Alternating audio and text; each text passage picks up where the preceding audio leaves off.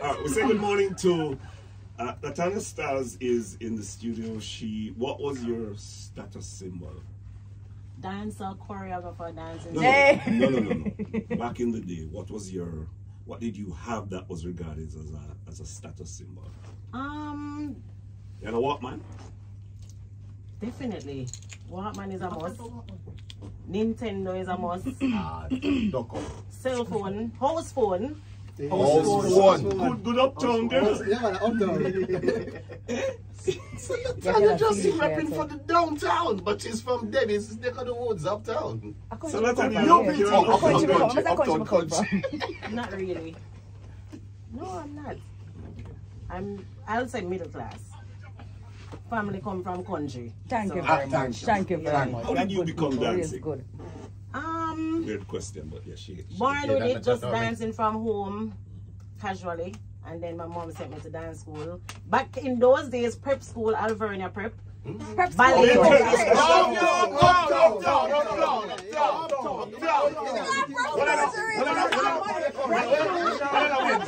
gonna ask a question now. Lunch money or carry lunch? Yeah. Both. Oh, so it's a combination. Money that, Listen, it's not uptown. Trust me. My mom come from the country and she trust me with all the work hard. But So country people are rich. Yeah. True, them can riches, but I never live Beverly Hills and I never live past Norbrook side, Cherry Garden, none of that. So it was humble beginnings, but we had little privilege for education. All right, yeah, so dancing is your passion and your way of life, but you believe that dancing and dancers, I think I saw a clip online where you said, oi, give us some flaws because dancers bust tunes. DJs would probably say, we play the records, we bust the tunes. How many songs do you play for people? True. Who the thing is being put out there for? How do dancers bust tunes?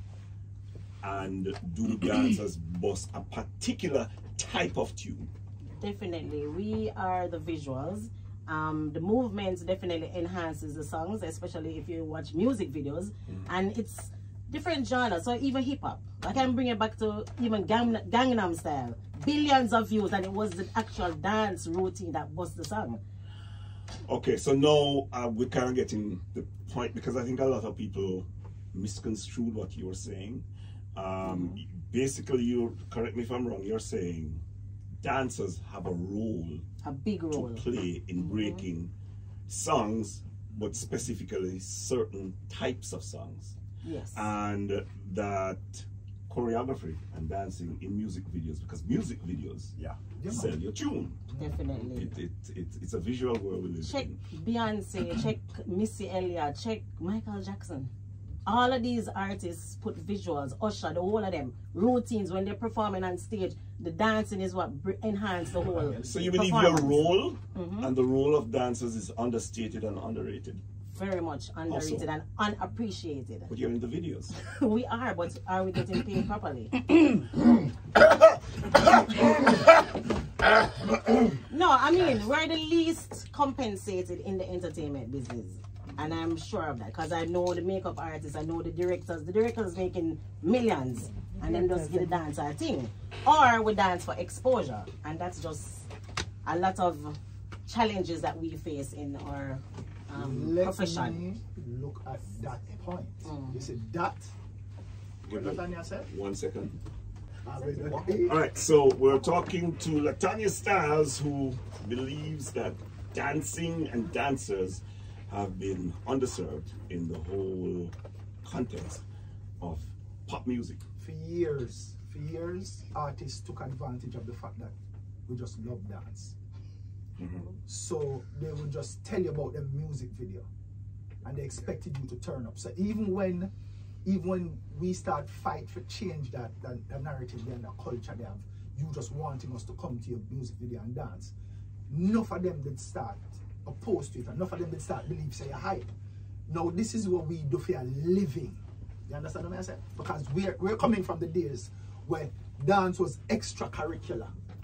It's an extracurricular activity. It's never something where you can say this is your career choice. So when we started to formalize it, many Jamaican artists was already in the mind frame that me a boss you. In today's world of social media, is the dancer's role even more prominent?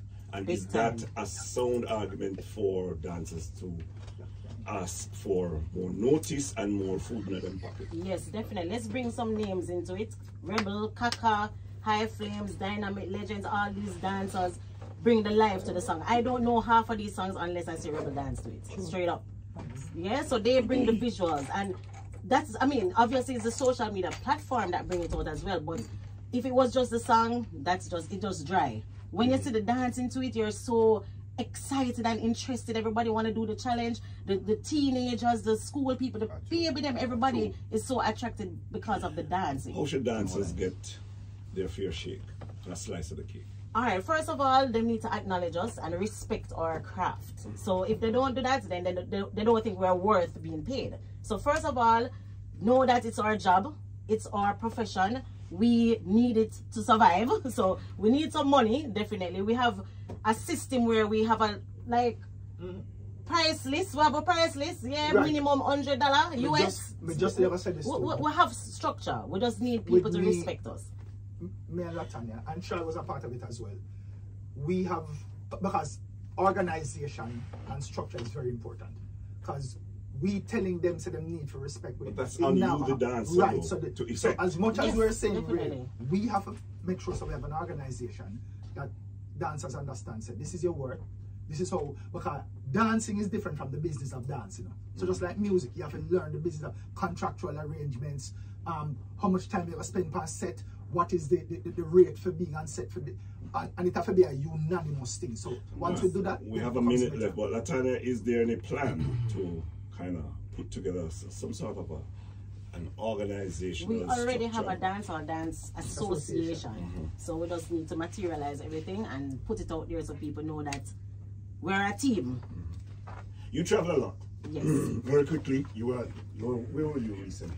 In Boston. Harvard. Yes, Brandeis University and Harvard. It was excellent. They brought us there to discuss sound system culture and the connection with movements and the whole heap of dancing. But the main thing was the documentary that Joel Poe did about dancehall. So they did the screening for the documentary, and I was a part of the documentary. I also offered a dancehall workshop, and they loved it.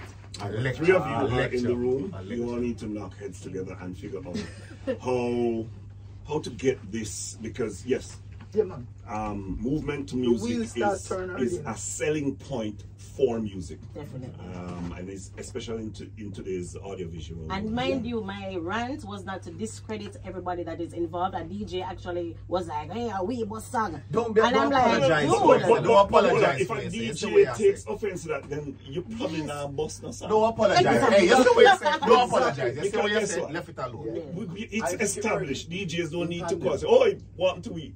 Hey, we know. And we can say one to the producer, one to the radio. Exactly. You know, everybody play a part. So pick up everybody that works towards busting a song. One of the things that we try to work on is copywriting dance moves as well. How we can do that. Oh, that's another discussion for another time. Yeah, that's something we really need to look into. Yeah.